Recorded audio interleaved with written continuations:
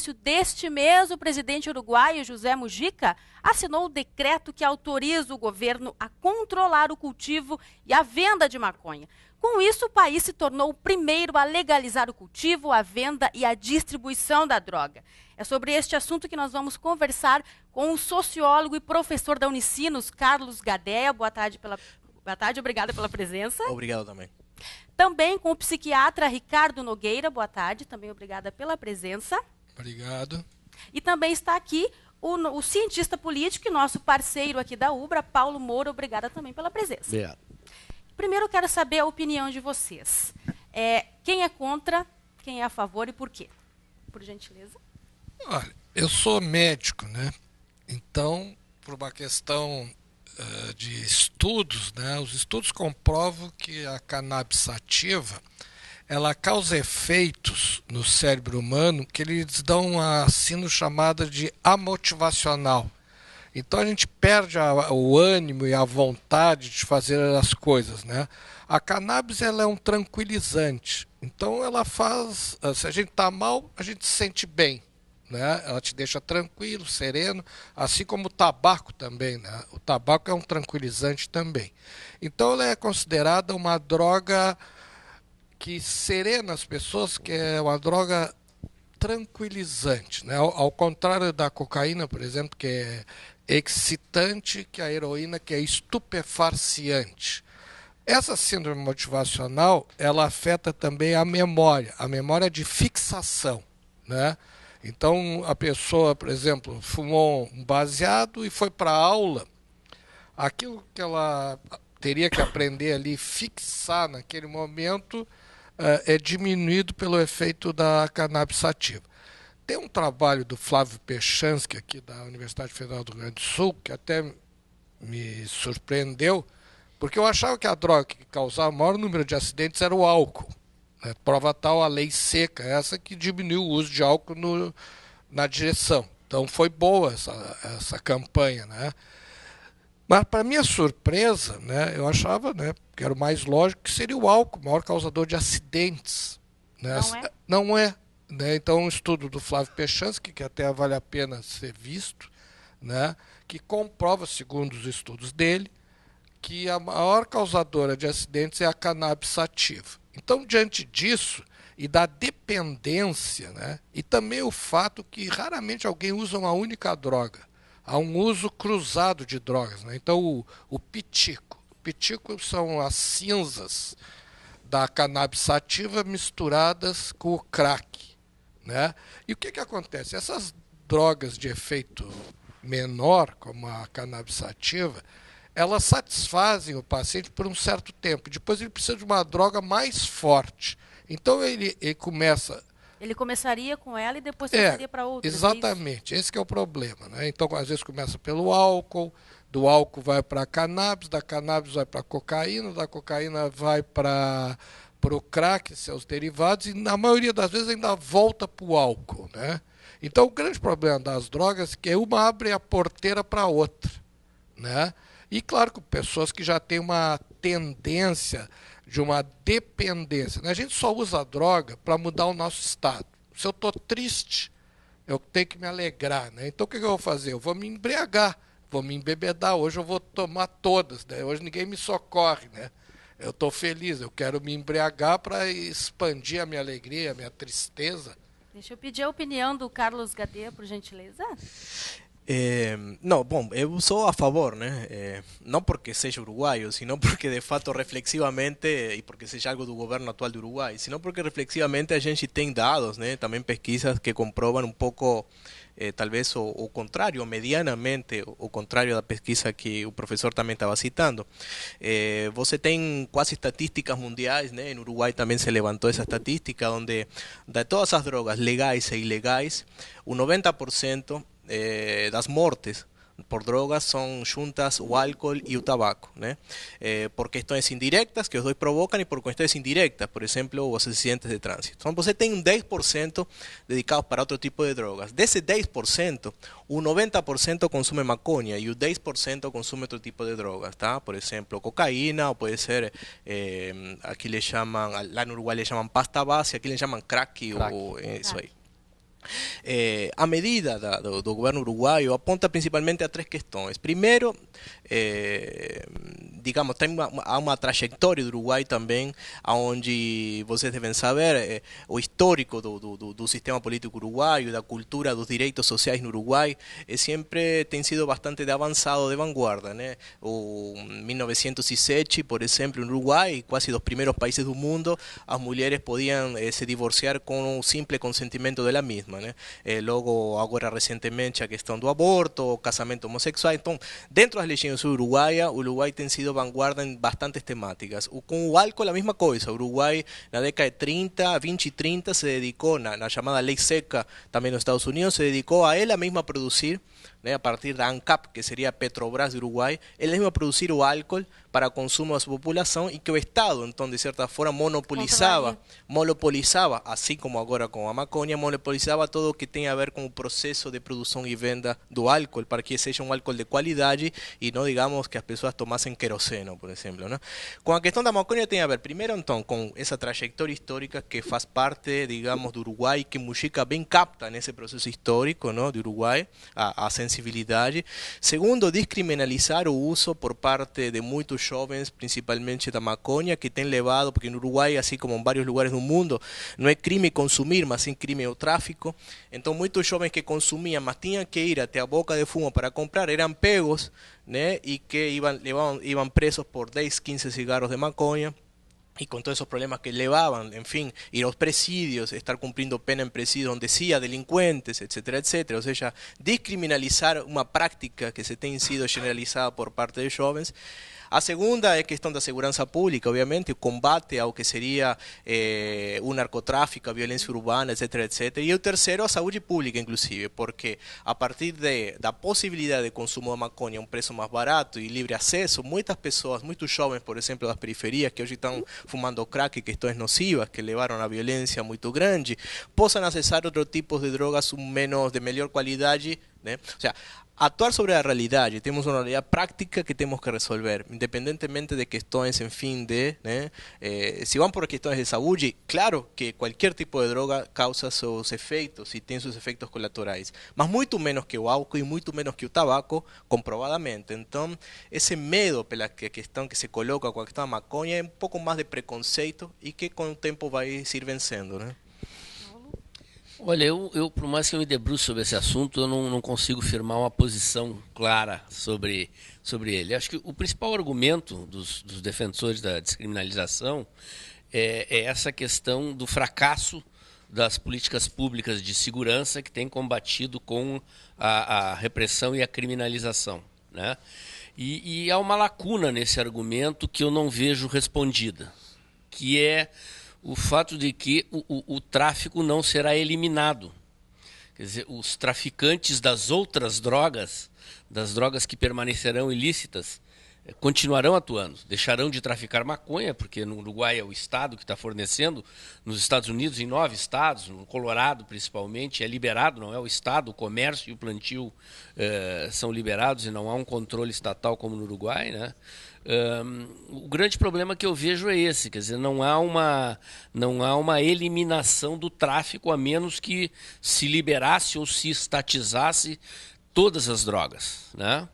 E há países que experimentaram isso e hoje estão retrocedendo. Um deles é a Holanda, um dos países mais liberais do mundo. Sim. Nesse aspecto, né?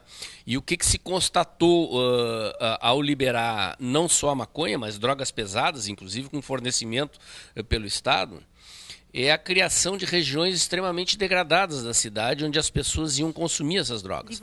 Aquele ambiente tipo Cracolândia, sim, em praças públicas, em locais. E hoje, recentemente, em março, a Veja publicou uma matéria em que a Holanda está revendo essas políticas, né? Está, por uma solicitação da população, inclusive, desses bairros que se degradaram, não necessariamente criminalizando, mas criando restrições ao comércio e ao consumo dessas drogas, justamente pela degradação que surgiu nas regiões em que o consumo era praticado em larga escala na rua, né? Agora, Ricardo, tu tinha falado, tu citou agora o álcool, né, como uma das portas de entrada, uma das drogas. O álcool é legalizado no Brasil, né, é uma droga legal, né? Tu não acha que é um pouco de hipocrisia do governo, por exemplo, liberar o álcool, liberar o tabaco e não liberar a maconha? Ou não ter uma política para isso? Nós temos que fazer uma revisão histórica. A maconha era liberada no Brasil até 1937.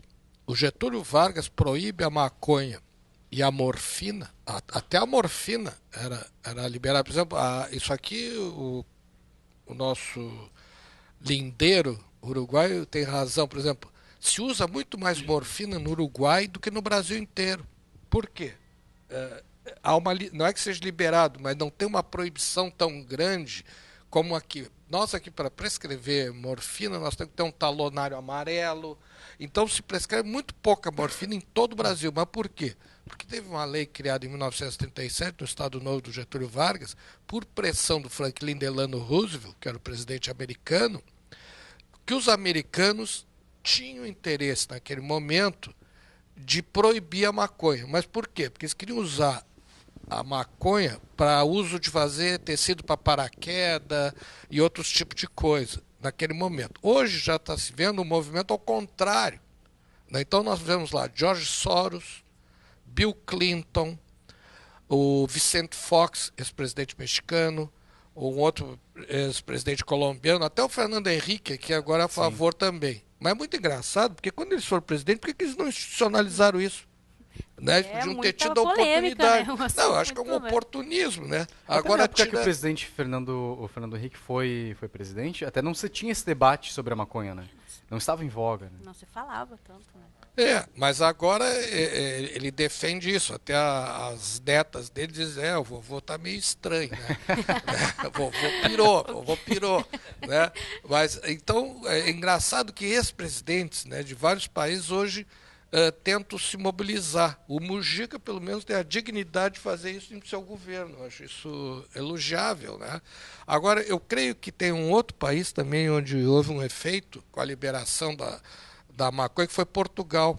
Em Portugal aumentou o uso em 10 vezes. E na Suíça também. Então, o que esses países... A tendência pode ser que seja essa, né? Liberou, né? Então, há um estímulo. Sem liberar, sendo proibido, a maconha ela já é quase no Brasil aceita. A tendência é essa, Gadeto, que é a favor? Não necessariamente. Pode que sim, pode que não. O que não se chama de liberação, é legalização, que é distinto, né? Pois tem diferença entre criminalização e legalização? Com certeza, claro, a droga. porque a legalizar é justamente ir a descriminalizar, ou seja, que não seja mais crime. Então, legalizar uma prática que já existe. Você tem que atuar sobre o que a realidade está colocando, né? Então, nesse sentido, se chama de legalizar. O importante é que o Estado, por primeira vez, vai encarregar de todo esse processo, e o Estado, então, em definitiva, o que vai fazer é proteger a todo esse processo. O Estado não está dizendo você tem que sair a consumir maconha. Assim como quando, por exemplo, se legaliza a prática do aborto, não se está dizendo a todas as mulheres podem abortar, não. O que se está dizendo é que agora há mecanismos onde implica segurança pública e saúde pública, onde você está protegido pelo Estado para essas práticas. Ou seja, só uma parte. Tem que ver bem uma coisa. O governo uruguaio é uma coisa. E o povo uruguaio é outro. O povo uruguaio, 65% é contra. 65% dos uruguaios são contra a essa lei do Mujica. O Mujica conseguiu passar isso a ferro e fogo quando o partido dele, a Frente Amplio, rachou nessa questão, né? Inclusive agora tem eleições do Uruguai, né? E o Mujica quer impor a mulher dele como vice do Tabaré Vázquez, que é meu colega, é médico também, né? E há um racha dentro do Uruguai, sendo que o único partido que tem o racha meio a meio é o Frente Amplo. Os outros partidos, 80% são contra. E 65% de toda a população uruguaia é contra. Agora, HD, a tua posição, né, de ser a favor é em relação só à maconha ou inclui outras drogas também? No, estamos falando da maconha. Somente. Porque, ou seja, no está comprovado de que ela, por exemplo, tem efeitos tão letais como outro tipo de drogas, né? Ou seja, até menor que o álcool e o tabaco, e que estão aí legalizados tranquilamente, cada um vai poder comprar. Eu queria me deter também no caso que aqui o amigo bem traz a questão da Holanda, por exemplo, que teve um retrocesso. Acontece que o fenômeno Uruguai, assim como de repente outros países da América Latina, estão vivendo já a Cracolândia. Ou seja, é o processo inverso. A Holanda libera, e bom, de errado en ese sentido, ¿no? Mas son minorías, só que algunos que están en contra utilizan esos casos para decir, mas é 2-3% do que de fato o que significa. Agora, en Uruguay é o contrário, já existe a Cracolândia, já existe juventude das periferias que están se matando con crack, já existe problemas con narcotráfico, já existe problemas de violencia. Uruguay no se morría por asesinatos tanto como agora, y cuando você pesquisa o tipo de homicidios que se cometen, son ajustes de contas, son meninos que morren adolescentes con un tiro na nuca, onde está implicado então o narcotráfico. Então, a realidade existe, vamos tentar que o Estado, então, por primeira vez, intervenha nessa luta concretamente com o narcotráfico, e a opção é justamente abrir o jogo e competir no lugar que onde mais dói para o narcotráfico, que é o mercado. Ou Mas seja, por essa lógica você teria que ou legalizar ou estatizar, como é o caso do Uruguai, todas as drogas. Porque você não está eliminando. Esse é o furo do argumento das pessoas que defendem. Eu estou dizendo assim, eu não tenho nenhum preconceito contra a situação, e nós estamos vivendo uma realidade nos Estados Unidos, a experiência da liberação do comércio e do plantio no estado do Colorado, principalmente. Eu acho que nós estamos entrando numa realidade nova e que há uma tendência internacional a flexibilizar na direção, no mínimo, da maconha, de descriminalizar e legalizar. O que eu acho é que este argumento dos defensores da legalização, de que é preciso mudar a política pública, de uma política de segurança para uma política de saúde, você vai tratar o dependente como um doente e, consequentemente, o Estado vai assisti-lo, inclusive fornecer a droga, cadastrar as pessoas, controlar, né? Ele está furado num aspecto, porque os traficantes de cocaína, de crack, de êxtase e outras drogas químicas letais, perigosas, que estão surgindo recentemente, continuarão atuando. O negócio do tráfico não desaparecerá. E exatamente, os maiores índices de violência associados ao tráfico estão muito mais com estas drogas, né, do que em relação à maconha. Né? Então esse problema não se resolve. Então o que resolveria, por exemplo, se nós chegamos ao consenso de que o Uruguai adotou essa medida para diminuir, para bater de frente com o tráfico, qual seria a saída do Brasil, por exemplo? Para combater o tráfico. Desculpa, lógica do mercado, o 90% dos que consumem drogas, digamos, ilícitas, consumem maconha. Então, se está legislando sobre a grande maioria.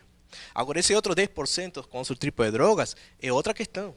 Entende? O que se está querendo fazer é justamente, bom, temos 90% das chamadas drogas ilícitas hoje que consumem maconha.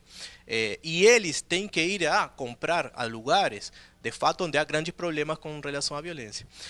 Brasil é outra história, o próprio Mujica falou, é outro planeta, e de fato, Brasil é enorme, você tem Rio de Janeiro, você tem as favelas, é outro assunto, né, para ser debatido. Agora, Rio Grande do Sul, não sei, teria que tentar ver, enquanto Estado, fazer políticas tendentes a, quem sabe, se aproximar a medidas neste sentido como combate a drogas.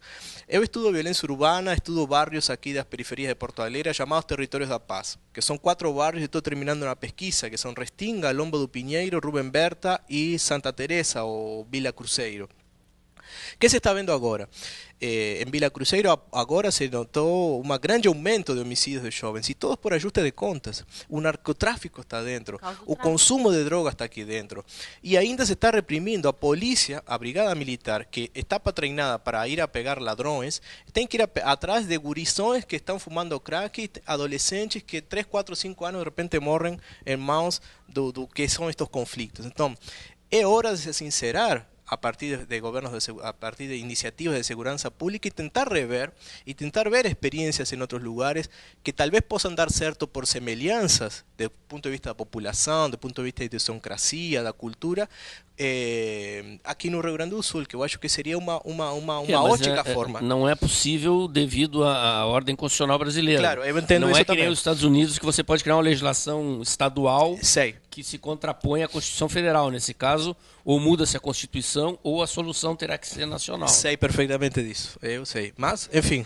Os exemplos que nós temos, né? No caso da cocaína, por exemplo, o Canadá criou a distribuição da metadona. Né? Então se distribui na farmácia, a pessoa vai na farmácia, tem que usar na própria farmácia, né?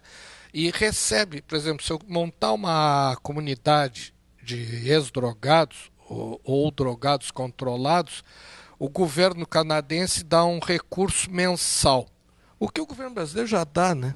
pela Lei Orgânica da Assistência Social, LOAS, os dependentes químicos e doentes mentais eles têm direito a um pecúlio, Auxílio financeiro do governo. um financeiro mensalmente no valor de um salário mínimo. Agora, doutor, em muitos países a maconha é utilizada de forma medicinal.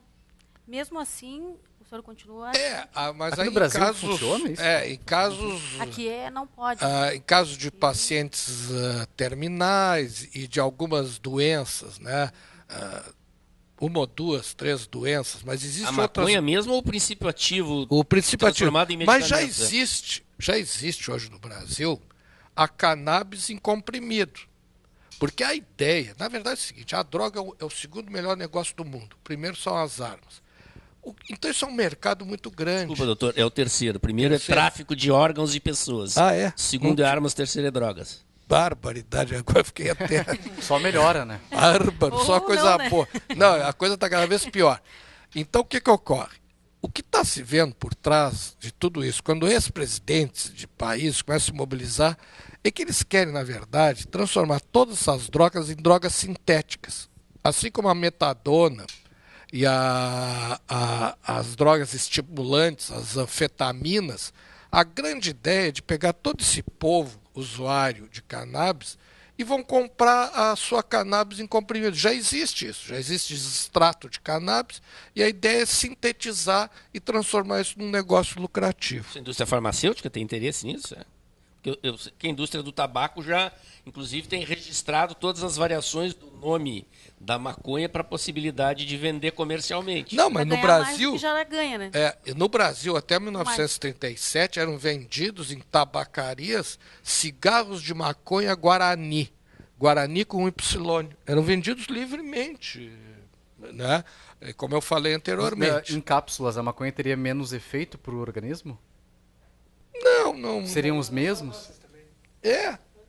Então porque vejam vocês, hoje já tem outras drogas que já são vendidas, chamadas balas, né?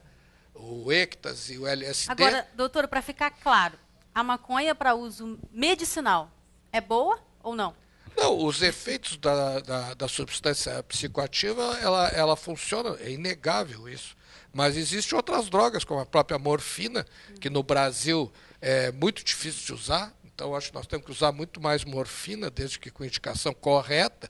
Por que a gente não usa a morfina? O paciente está terminal, não quer usar morfina porque vai dar dependência, né? Então, os médicos têm essa Já ideia. está em estado terminal, né? Pelo amor de Deus. Né? Então, às vezes a gente tem que usar, às vezes de 15 em 15 minutos, uma Agora, ampola. Paulo, como fica a imagem do Uruguai, né? Depois dessa legalização? Olha, na verdade, é a imagem de um país de vanguarda, como foi citado aqui, né? O Uruguai virou notícia internacional, Inovando, né? E para mim, é objeto de observação. Eu estou olhando para o Colorado, nos Estados Unidos, porque é uma experiência de liberação, né? Ou seja, o comércio e o plantio são liberados, e no Uruguai é a experiência do controle estatal, né? Então, o produtor e o consumidor têm que se cadastrar lá, o governo vai controlar o comércio, a produção, a distribuição. E, enfim, independente de ser contra ou a favor, essa é uma realidade com a qual nós temos que lidar e vamos observar se funciona ou não. O que eu tenho acompanhado na imprensa é a posição de que o Brasil talvez venha a adotar uma medida similar, mas que nós vamos devagar, vamos observar o resultado dessas experiências para futuramente definir uma política pública brasileira. O que é certo, e esse argumento acho que é refutável, é que a política de segurança pública de combate ao narcotráfico, tal como ela está hoje, foi derrotada. Quer dizer, você não consegue conter o narcotráfico, né? Não consegue resolver o problema exclusivamente da forma como ele vem sendo tratado somente com força dessa maneira, policial, somente com não força adianta. policial, né? Então, como eu disse, eu não tenho preconceito, não tenho uma posição firmada, eu diante das variáveis, eu prefiro esperar um resultado concreto para ver se funciona, né? E, obviamente, funcionando, reduzindo os índices de criminalidade, reduzindo a morte de gente causada pelo envolvimento com o tráfico, talvez vale a pena, sempre deixando registrado o que o doutor disse aqui no início, né? é uma droga e faz mal, como o álcool faz, como o tabaco faz, como outras fazem, né? Eu não gosto de lidar com esse argumento de que faz menos mal que o cigarro, ruim, que o mas álcool. faz bem, né? Não, faz mal, né? Faz mal, mas se o álcool é liberado, se o tabaco é liberado, né? Talvez descriminalizar, se o benefício for a redução da criminalidade, talvez valha a pena. Agora, Carlos, existe alguma estimativa de quanto a legalização da maconha pode reduzir a população penitenciária, que é um problema hoje no país? Eu não conheço se existe, mas de fato vai a representar um grande impacto. Em Uruguai, justamente dos últimos 10 anos para cá, os presídios, como aqui também, não dão abasto, está cheio de gente. Está cheio de gente jovem que entra por primeira vez, se profissionaliza dentro do presídio, sai um delinquente excelente. Certo? Então é um lugar extraordinário para, por exemplo, colocar a jovens que de repente fumaram algum baseado na esquina com os amigos e que de aí de repente possam virar algumas pessoas muito interessantes do ponto de vista que vão a servir ao narcotráfico, né? Então isso que se tenta evitar justamente. O que se tenta evitar é cortar pela raiz toda uma lógica de criminalizar uma prática que de fato sabemos bem que não é tão perigosa como se espera, por exemplo, con otro tipo de drogas. A questão do narcotráfico é muito importante. O Uruguai é um país pequeno e há indícios da inteligência da polícia uruguaia que já há alguns carteles de México que estão atuando. O cartel de Sinaloa, por exemplo, que é um dos mais poderosos. Vocês sabem que, para o televidente de repente que está assistindo, que tempo atrás você lembra que a Colômbia, com Pablo Escobar, era o paradigma do tráfico de drogas, obviamente a partir da cocaína. Se traspassa para o México logo o combate a drogas na Colômbia, e o México hoje é o grande paradigma do que é o narcotráfico no mundo. E cartéis no Uruguai, o cartel de Sinaloa atuando no Uruguai, como principalmente o tráfico de cocaína, e que ao mesmo tempo se dedica também a um tráfico de maconha a partir de Paraguai também, entre outras organizações, se trata de ver, a atuação desse tipo de atores que estão minando um pouco a juventude fundamentalmente. Então, que o Estado tome conta disso, não é liberalizar, sino que o Estado vai ficar supostamente de olho, para isso cria instituições, para tentar acompanhar a todo esse processo. Então, é um processo também de uma nova jurisprudência, um processo de uma nova institucionalidade, de novas normas, e que o Estado uruguaio está começando, e que um pouco até o presidente falou de que é um experimento, então de fato está começando e está tentando ver. O bom do Uruguai é que é um país pequeno com 3,5 milhões de habitantes, então talvez seja fácil, né? Fica muito mais fácil do que pensar no Brasil, por exemplo. Agora, como a gente faz para diferenciar então o traficante do usuário, já que a gente sabe que tem muita gente presa que é usuário, e o usuário é um problema de saúde pública e não de prender, né? É por uma questão óbvia, porque você vira traficante na medida que você compra. Entende? Você não tem outra coisa que comprar uma droga. Então, agora, se está no mão do Estado, você inibe essa possibilidade de ser preso, porque inevitavelmente você tem que ir a comprar. Ou você permitiu ter, poder plantar na sua casa, ter até 6 plantas por lar. Então, a ideia é isso, você elimina aquela figura, que justamente é a figura, inclusive, que te vai levar a consumir outro tipo de drogas também, que é justamente a boca que você tem que ir a um grupo, ligados com o narcotráfico, que você está ligado. O que eu vejo nisso, que na verdade é o seguinte, hoje, no Brasil, se consome muito pouca droga. Essa é a grande realidade. Com isso, com a legalização, vai se ter uma droga de qualidade. Então, por exemplo, o extrato de cannabis, ele é muito mais potente que esse espalhão que tem por aí. Aqui a única misturado maconha boa quê, né? que teve foi uma da época do nossa aqui, que era da lata. Lembra daquela maconha da lata? Essa história é famosa. É um navio que estava cheio de maconha, avisaram o pessoal... Chegou no Uruguai também. E essa maconha... Porque a maconha ela tem vários tipos de maconha, com várias concentrações. Então, o que vai ocorrer? Nós vamos ter que ter uma droga industrializada com alta concentração. Então, o pessoal que está, na verdade, acostumado a fumar um palhão brabo, e outras cocitas más. Dor de cabeça. E a mesma coisa que na cocaína. Se vão industrializar e legalizar, aí sim, graças a Deus que hoje o tráfico que se tem aí, o que se cheira é 10% de cocaína. O resto é mármore, é pó de giz e tal. O que vai acontecer? Vai ter uma droga de qualidade. E o que acontece? Eu que trabalho com isso. Quando a gurizada pega uma droga boa, de qualidade, eles quase morrem. e fazem uma over, porque eles estão acostumados a cheirar tudo, menos a droga pura. Quando pega uma da boa, né? Foi a da lata, né? Aquela da lata era maravilhosa. Infelizmente o nosso tempo está hiper estourado. Eu queria até pedir para vocês darem as considerações finais, mas muito rápido, por gentileza, doutor Ricardo. Eu vejo que as experiências, uma coisa triste na nossa vida é ficar velho, sabe? Eu também tinha essas ideias de liberalização, que era proibido proibir, isso quando eu tinha antes menos que 30 anos, né? Agora eu tenho quase 60, né? Então a gente vê que essa questão da droga, o homem, desde que o homem se diz civilizado, sempre teve droga. O homem produz álcool de qualquer legume, né? De arroz, de milho, de tudo que é coisa possível se fazer aguardente, né? Então a gente vê que tudo isso gira e mexe e nós continuamos na nossa eterna Sodoma e Gomorra. Então o que nós temos que mudar? É que o ser, há mais de 2.500 anos, ele é um ser réptil. Nós continuamos primitivos ainda. Evoluímos em muita coisa, mas como pessoa humana, nós continuamos erráticos e demasiado erráticos. Cadê? No, agradecer o convite, estar aqui com os amigos, que o público também conhece um pouco sobre isso, e enfim, tem sido um prazer então estar aqui com vocês. Vai ser sempre muito obviamente. bem-vindo. Professor, nosso parceiro pela semana. Deixando umas questões em aberto. Rapidamente. Porque eu fico pensando o seguinte, já que, como eu disse, a questão da maconha, nós vamos ver qual é o resultado e vamos poder nos posicionar.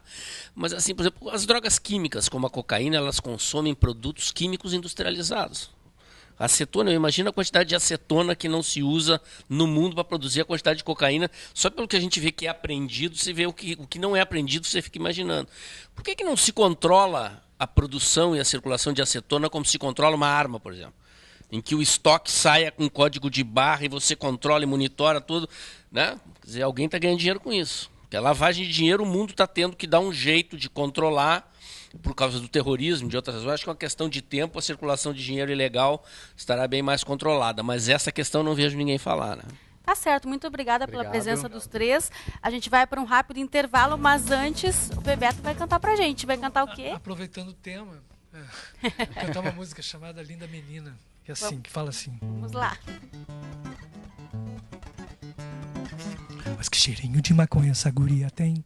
Só dá um beijo nela com gostinho vem. Mas que cheirinho de maconha essa guria tem. Só dá um beijo nela com gostinho vem. Mas quem é o dono do mar, da espuma da onda?